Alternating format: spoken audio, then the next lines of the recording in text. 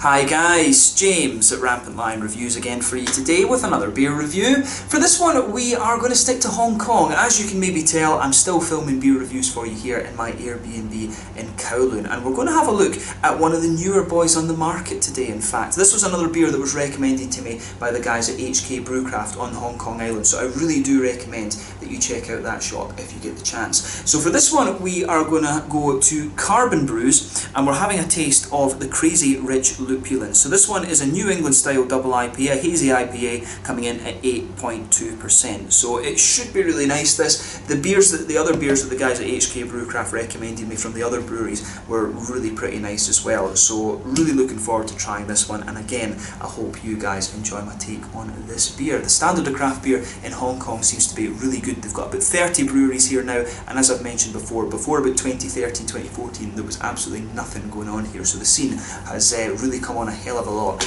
in the last 5 years. But looking forward to this one, and I hope you guys enjoy my take on it as well. Anyway, as is usual with my reviews, I'll tell you a little bit about the brewery. If you want to get straight to the tasting, just fast forward. All the usual links are in the description below. That's the brewery website, the link to my other reviews that hopefully I can do in the future from Carbon Brews. Very first time I'm trying one of their beers, of course. There's all the usual social media. If you want to see more beer reviews, do please consider subscribing to the channel. The whole channel, of course, has a geography-based tagging system, so you can go into the homepage and search for beer based on country, city, state, county, prefecture, whatever it is you're interested in. Do check out the playlist of beers from different countries. I will make one for all these Hong Kong beers that I'm reviewing for you, and hopefully I can add to that again at some point in the fairly near future. A number of these breweries are starting to export now, so hopefully I can pick them up again. And as always, please do get in touch and let me know some of the other beers and breweries that you guys would like to see me review. It's always great to hear from you guys that are watching the videos, and the support that you show the channel is hugely appreciated. So anyway, to tell you a little bit about Carbon Brews then, onto my brewery notes. So Carbon Brews are based in the Unison Industrial Centre in Fudan in Hong Kong, which is a little bit to the north of where I am in Kowloon at the moment. But this brewery is one of the newer ones on the Hong Kong market. They were only founded about a year ago in 2018, and they can be found on the 1st and 10th floor of the Unison Industrial Centre, as I mentioned a minute ago. The reason they have 2 floors is quite an interesting one. In Hong Kong, ground floor industrial space is ridiculously expensive. The rent for anywhere in Hong Kong is crazily high, to be honest with you, but ground floor industrial space especially so. So what they do is they mill the grains on the ground floor, they basically boil the beer up, and then they take it upstairs to the 10th floor to ferment it. So it's a really interesting and quite unusual operation, in fact. But the general manager of this brewery is Chris Wong, and he was previously an accountant. He originally came from over in America and transferred over to Hong Kong with his job, but he founded HK Brewcraft, which is where I brought this beer, and also the Heroes Beer Company as well, which you'll see me review in my next video. But he was also working for Hitachino Nest's Hong Kong operations. Hitachino Nest, part of the Kyuchi brewery, sorry, from Ibaraki over in Japan. You've seen me review a number of their beers before, but at the Kyuchi operation in Hong Kong, this is where the Carbon Brews beers are also produced. But there are others on the brewing team. There's quite a diverse team here. There's Connor Hogan, who's from Ireland, Derek Chu, Kevin Leung, and Victor Lee, and they're joined by Emily Chan, who runs the lab and is the operations manager as well. And they've also got an army of people working in sales, marketing, and the various other business aspects of the brewery too. So it's a really kind of interesting operation, this one. I think basically this is a side project that that Chris has in addition to his work with Hitachino Nest. So it's kind of cool to see that actually. There are a number of instances where that happens. The other one that I can think of at the moment is the Vaxholm Brewery, and Jessica Hydra, she brews her own beers called Hop Notch in Sweden too, and there are other ones that do that. Collective Arts and Nickelbrook Brewing over in Canada as well are another one who seem to be doing that quite a lot. So yeah, really cool to try another new brewery here in Hong Kong, and hopefully this is going to be a good beer. There wasn't too much information available on this brewery just because it is so new. From what I gather, their beers have only been out around 8-9 months, something like that. That's what the guys in HK Brewcraft were saying. It was 8-9 months to a year or something like that they said. So a very new brewery on the market. So that's all I'm able to tell you about the brewery for just now. If you want to learn a little bit more, of course, you can check out the brewery website in the description below, and you can follow them on Facebook and Instagram and stuff like that as well. So yeah, let's get on to the actual tasting of this beer itself then. So as I mentioned to you at the start of the video, this one is an 8.2% double hazy IPA, basically a New England's double IPA if we want want to give it the terminology, but it comes in at 8.2% and they're saying 23 IBUs on this one. The malt base is paleo, wheat, oats, Vienna malt, Carahel and melanoidin. Melanoidin will be really interesting. That's what Magic Rock always used to use in their IPAs, and it gives it this really interesting, almost slightly sour, sharpy kind of thing.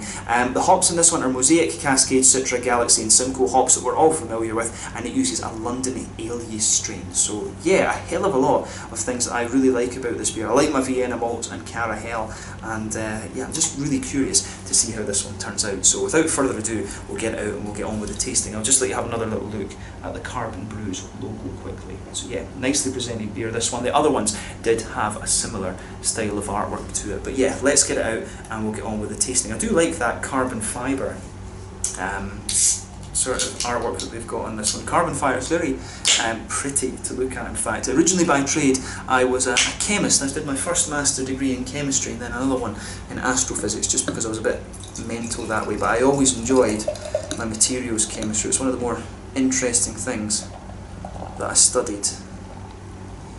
So yeah, learned about that back in Aberdeen and also a little bit in Heidelberg in Germany. But anyway, that's a different story.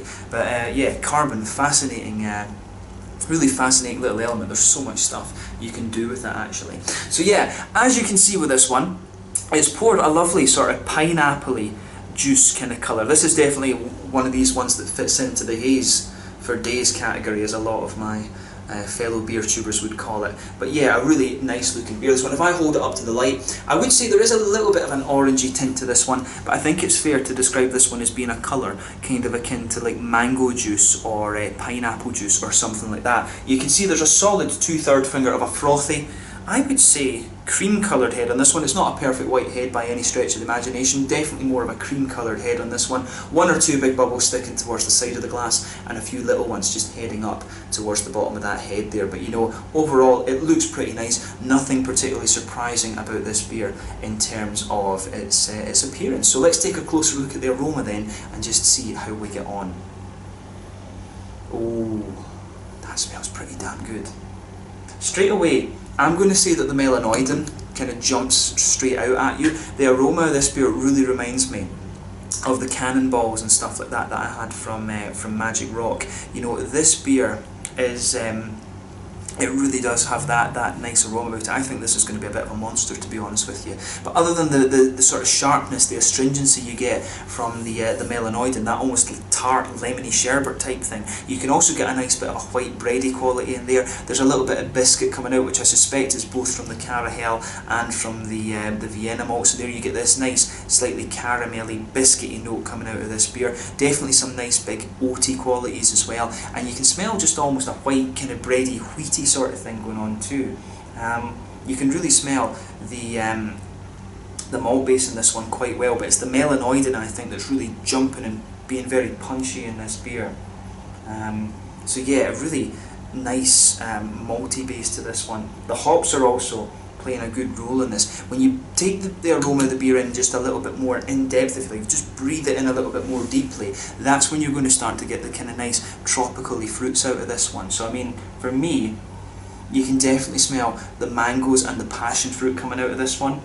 And you know, two hops in this are going to contribute to the passion fruit. You've got the Galaxy from Australia and you've got the Simcoe from America. Simcoe is the kind of old school one, if you like.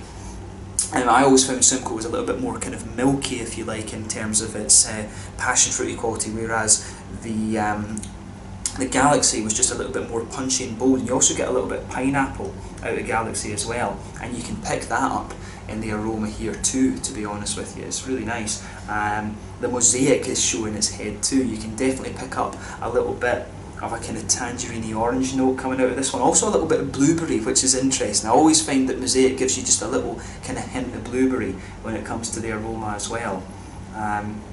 So yeah, but definitely mangoes, which is the Citra. That lovely mango, you know, mangoes, passion fruit, pineapple in there as well.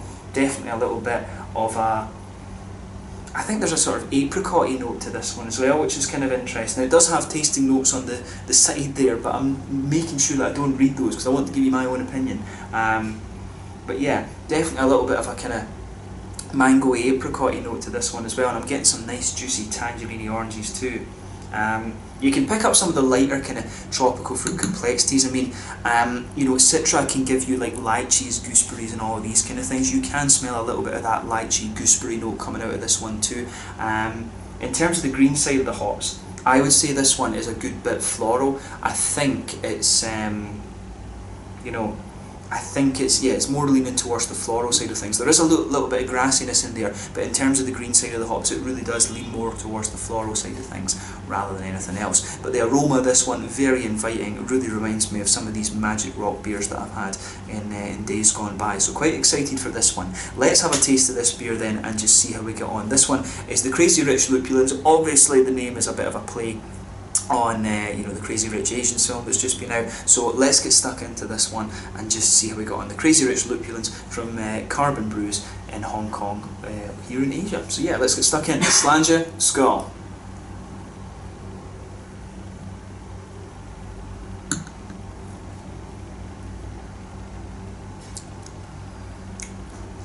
Yeah, that's a pretty damn awesome beer, I have to say. It's not, it's the quality of this beer is excellent. It's not quite what I was expecting actually. This is a more kind of creamy New England IPA rather than anything else. I was expecting it to be one of these ones that was a little bit sharp and almost very slightly sour, like some of the Magic Rock ones were, and not sour in the same sense as you would get from using Brettanomyces or anything like that. I just always found that melanoidin beers, to me, they came across with just a little bit of a sour note in here, but this is a lovely, creamy, juicy New England IPA there. This is as good as some of the things you're going to find from the likes of, you know, Stigbergets and OO Brewing and the breweries in Denmark and things. This is, you know, this is up there with the stuff you're going to find from America, from Europe or anything like that. So it's really cool to see that this is coming out of Hong Kong as well. Some of the Japanese breweries are starting to do New England IPAs just now. Izakadoya and Uchu Brewing as well are another one that are really kicking off with these styles. So it's really cool to find another Asian brewery starting to do stuff like this as well. So, you know, big thumbs up to Carbon Brews for this one. I think you could take this beer over to Europe to some of the beer festivals like Brewskival and things like that, and it would most definitely not be out of place. It would be cool to see these guys at the Mikkeller beer celebration at some point.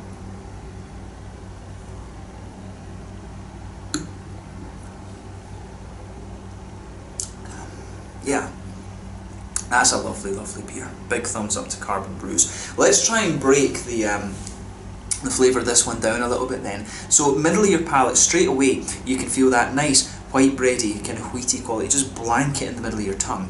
Very quickly it starts to sweeten up a little bit and you get the more oaty, creamy notes coming out of this beer. And in the centre of your palate you can pick out the sort of sweet, bready, caramelly, biscuity notes. In the very centre of your tongue it is a little bit caramelly, but then when it dries out a little bit you start to get that almost little sharpness, astringency kind of thing from the melanoidin malts. It's almost like you've just taken a little bit of a very sharp lemon sherbet there, put it in the middle of your tongue, and it just kind of comes out the further you go into the aftertaste. But right around that little bit of sweet caramel, moving out further from the centre of your palate than that, it's a little bit more kind of biscuity and things like that. I think that'll be the Vienna malts and the Carahel.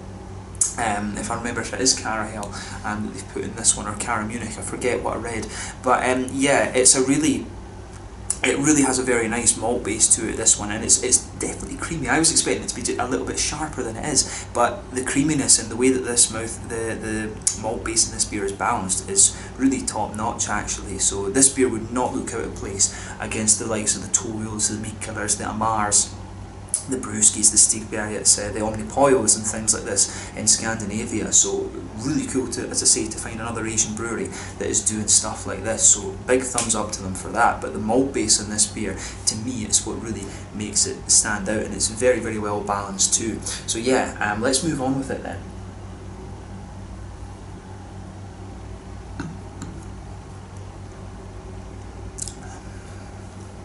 Yeah.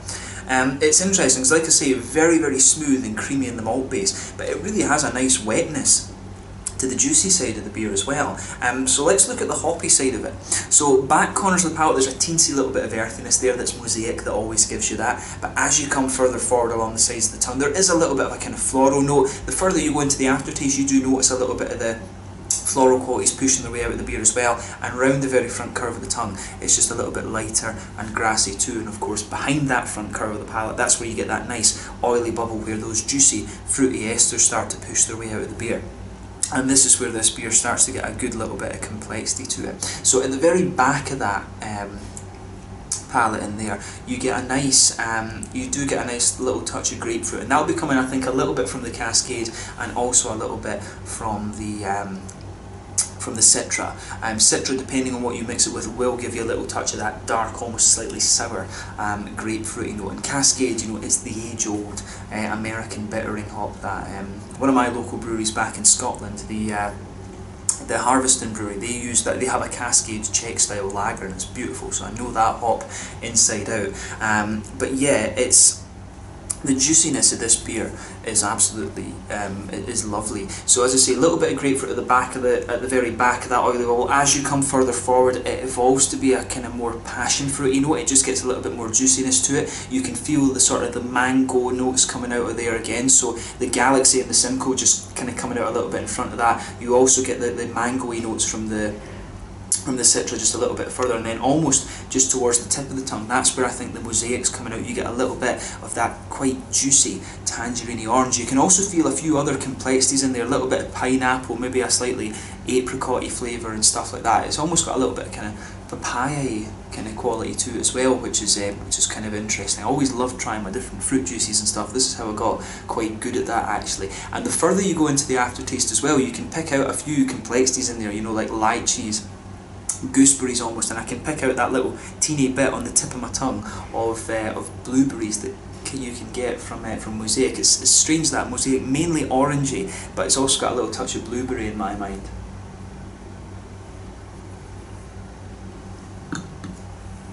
But yeah, that's a beautiful, beautiful New England IPA, and as I say, this has got a hell of a lot going for it. This is up there with the best ones that I've reviewed for you on the channel. I mean, it's got a lovely juiciness to it, it's got a lovely malt base as well, and it drinks very, very easily. This one, it's almost dangerous how easily this beer drinks for an 8.2%er. It's a monster, this, in more ways than one.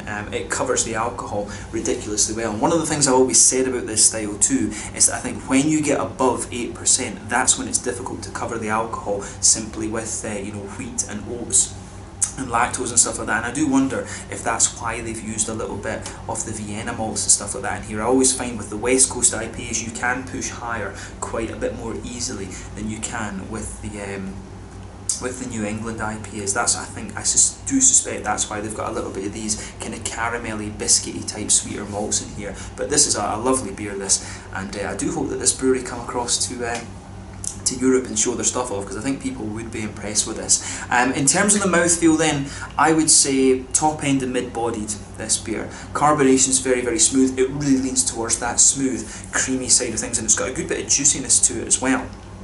As I've said, malt base really well balanced between creaminess, bit of sweetness in there too. Little touch of hoppy bitterness. It did tell me on the can at the start that it was 25 IBUs. To be honest, I probably would have guessed it was a little bit less than that, like 20 or so, 20, maybe even 15 I would have guessed, because it just drinks that easily, this beer, and a lovely fruity juiciness to it as well. The melanoidin malts, the things that's really lingering into the aftertaste. I was talking about the importance of the melanoidin malt. You can really feel that pushing its way out in the aftertaste as well, and some of that floral quality starts to linger as well. But this is a beautiful, beautiful New England IPA, and like I say, very cool to see another place in Asia producing things like this. So well done to Carbon Brews, and I do hope that I can review some more of their beers at some point in the future. I'd love to try a stout or something from them and look at the dark end of the spectrum, or a West Coast double IPA. That would be another really interesting review. But yeah, let's leave it at that for this one just now. This is one of the beers I think that has to make it to Europe at some point in the near future, and I really hope that it does. So big thumbs up to Carbon Brew, and I don't think this is the last you'll be hearing of these guys. So yeah, once again, thank you for watching my beer reviews. Until the next time, please like, subscribe, share, all the usual YouTube stuff. Let me know your own thoughts on this beer in the comment section below. Let me know what your favourite beers are from Carbon Brews as well. Hopefully I can return to them at some point in the near future, but let's leave it at that for just now. So thank you again for watching, and I will catch you guys very soon. This is the Crazy Rich Lupulins from Carbon Brews in Hong Kong over here. It's an awesome beer, this one, and probably one of the best ones that I've tried so far while I've been here just now. But until the next time, slán just now, and I'll catch you guys later. If you get the chance to try this one, check it out. Slán, skål, cheers.